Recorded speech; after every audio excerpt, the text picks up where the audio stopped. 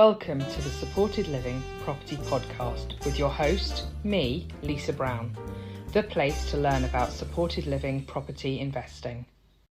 Hi Liz, it's great to have you here today. Thank you for joining us. How are you? I'm good. Thank you so much, Lisa, for having me. How are you doing? Yeah, I'm good. Yeah, it's great to have you here. Liz, do you want to tell people a little bit about you for those who don't know you?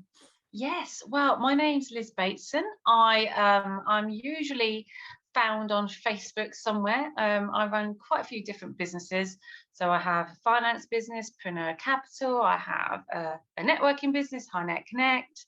But I also do run other property businesses behind the scenes, and that's what we're going to be talking about today, because actually supported living, supported accommodation was one of the very first things I did in the world of property all those years ago. So it was it really did open my eyes to what is possible, and the power that we can really wield as property developers and managing agents and all kinds of good things in this industry. So yeah, I do a bit of everything actually, Lisa. You do, but I think, as you said, you're not so well known at the moment for your property side. You're talking more about your networking and your finance side, so it's great to get you here talking about property today. Thank you. Yeah. So yeah, it's fab. Do you want to talk a little bit about supported living and how you got into it? Yes, so actually it was one of those things. I think a lot of people, I started off on my background's banking and finance, and so came into the world of property through some very seductive ads that you get on Facebook, and I thought, oh, I can be financially free in 6 months, and fell for all of that. And then as I started to build my connections with the property community, I built a particular connection with a guy who was actually training people to just source blocks of flats for the purpose of supported living. So it was very niche, it was very specific, and he was making it seem like this is a booming strategy, and unfortunately we do need a lot of these spaces for people to support them. So there was the feel-good factor of obviously making a difference, but also it was a lucrative strategy. And so as somebody that really didn't know anything about property sourcing, I went in feet first, paid my membership, went in there and thought property sourcing was going to be the easiest thing in the world. Oh my God.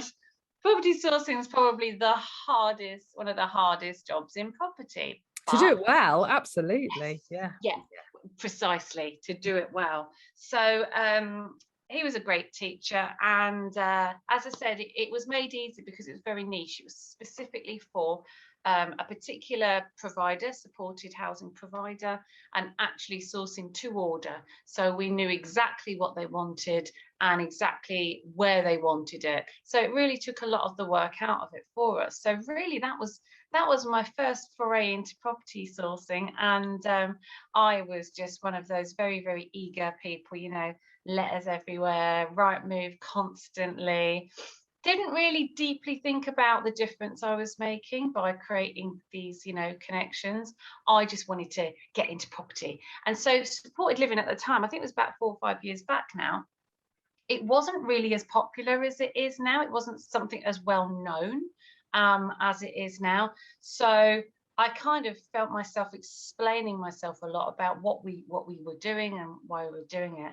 But yeah, for me, initially, it was just about finding these properties and getting them into the hands of the supported living provider.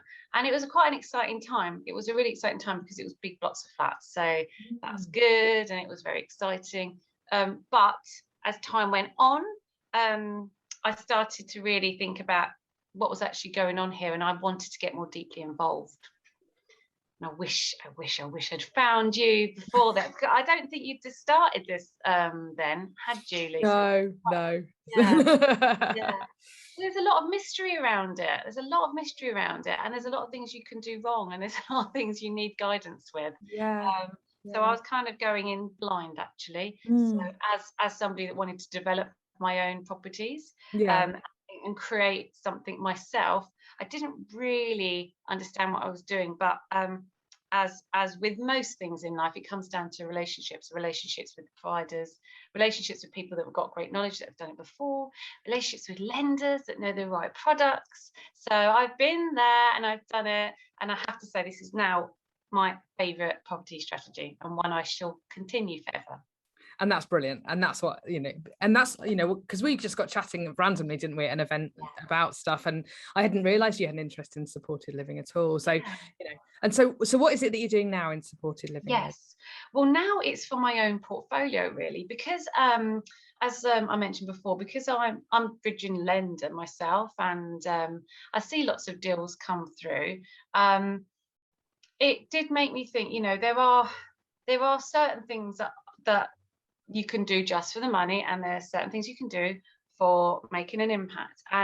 And there were quite a few deals coming through that were for supported living, but actually we couldn't fund those particular ones. And we could fund the development, of course, but it was difficult finding the exit, the actual end, that part of it. And so I was actually really curious as to, why is it so hard? Like, what's going on here? We need these properties for people. Why is it so difficult? And as a lender, I started to understand a little bit more deeply about what's going on from the investor's point of view. Certain tenant types and certain things and boxes that have to be ticked. But I was really persistent with it. And so eventually, we found perfect property for supported living, and created something which could have, it was actually conversion, created something that could have gone directly to becoming an HMO for professionals, or we could have this fantastic relationship that we've built up with all of these supported living providers over the years. We could have actually do something that actually made a difference. And so that's what we did. So we ended up getting a nice long lease on a property, and we had some people put in there that needed it desperately, especially in the area that I invest in. And it was an eye-opener, because there were some little things about it that just made me sleep more soundly at night, knowing that I'm actually helping some people out. Obviously, I can't give exact details of the tenant type, but it's people that need help. And of course, they're all different types there, but it's people that need help and people that I could identify with as well. And that really brought it home to me. So it was like the first time I thought, oh, this is something I can do that's not just about the money. And so from there, all we do now is we just keep building our relationships up with these providers. That's the key, really, is finding out, again, going right back to the old days, what do they want? Where do they want it? So you've done a lot of the hard work already. Those relationships do take time, though. I'm sure you probably teach people. It doesn't happen overnight, does it? They don't just trust you. No, and that's the thing. It is relationships, as you say, and it takes time, and it's hard. A lot of people really struggle with establishing those relationships and finding. I mean, that's why we set up the Gateway, was to help people with those connections, because it is hard. And if you're not sure, you're navigating a whole new system, it's quite tricky to get into, isn't it? And understand speaking the same language as people and all of that. Yeah. I found it very competitive as well, actually. I found there was lots of when we were doing the sourcing, particularly, there was a lot of competition between trying to get the right deal for the provider before the other person did. And there was a lot of again, there's a lack of knowledge out there, and especially if you're not just sourcing, if you are actually doing the developments yourself, you must have the most fantastic legal team, broker, finance people on your side, because I messed up and at one point ended up trying to work with a financial product that wasn't right for supported living, and ended up going, oh my God, at the 11th hour, and ended up having to scrap that, start again, and lost about £15,000 in the process. Yeah, which was a real kick in the teeth. But as with all these things, I think particularly with supported living, you should do this anyway, if anything in life, but particularly you just want to make sure that everything you do is above board, everything is absolutely spot on. And the places that we develop are absolutely glorious. We want people to have a fantastic time and living in there. It's not just about getting as many people into a place as much as possible and making as much money out of it. And these things do exist, sadly. And when I find out about them, like, you know, they're definitely on my block list, because it does happen. But that's why it's so important to educate more people in this strategy, to get the standards up. Absolutely. I mean, what you were saying about finance is really key. And I think any property investors who've explored supported living will have found that it is a challenge, isn't it? It's a problem trying to find the right products. There are some out there. Since we've been talking about it, there are more and more products coming out. And I think that's a trend we're hoping to see more of. And we're hoping by the power of everyone talking about supported living, we're going to get more and more products available. It definitely is needed. But it can be tricky to find the right product, and tempting, like you say, to go, but the interest rates are so much lower if I went with this one, and it's almost a buy to let, so why don't I just do that? It's really very, very easy to go down that route, but you'll end up with a non-compliant property. Exactly. You know, and that can cause you and your property business a lot of problems, but it can also cause the tenants in your property to end up being evicted at the end of the day, and that's the last thing that you want. Yeah. Well, that was one of the worries. It was like, oh my goodness, like, you know, if you're not doing this right, you could be creating a real big problem for everybody. And it's very much a team sport, this strategy. I mean, all property strategies are, but this really is. You've really got to work very closely with your provider, and you've got, or have somebody between that really does understand and know exactly what they need.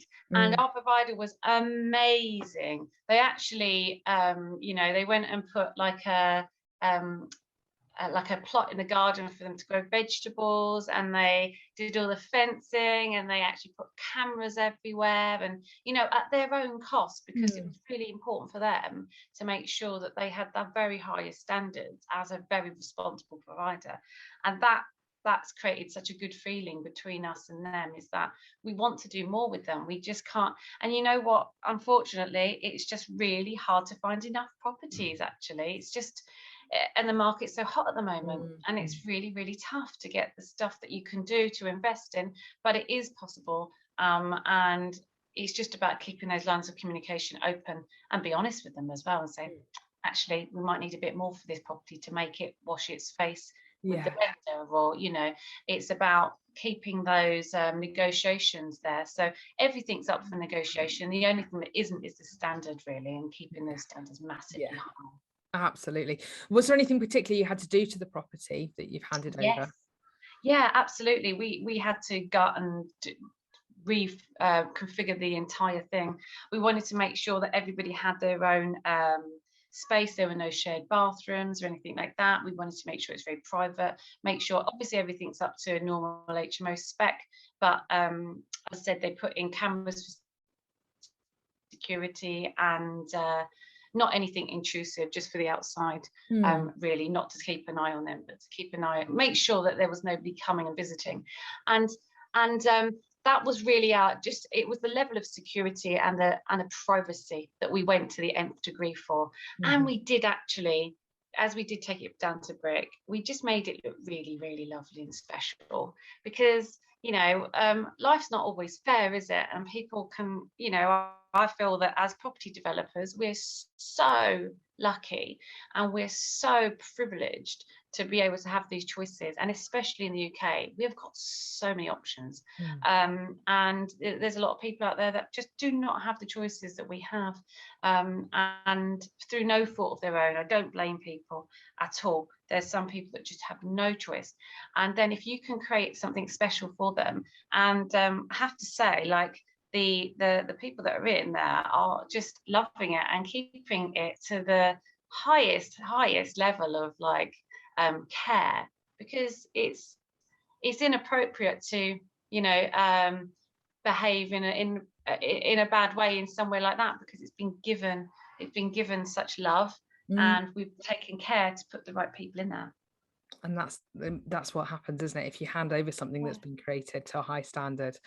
I love seeing you talking about it, Liz, because you can see your whole face light up, and you're really kind of full of it, you know, in a really lovely, good way, because it does give you a really great feeling as well, doesn't it, when you get it right, when you get the relationships right, and you feel that actually you've got this asset that's also sensible, lucrative, good investment as well. Yes. And you're making a big difference to people's lives. It's like the ultimate win-win strategy, I think. It really is. And also, you know, we've got guaranteed income now coming in. There's no voids. It's on a full repair lease, so we don't actually have to, you know, they will keep it in the condition that it was handed over to them.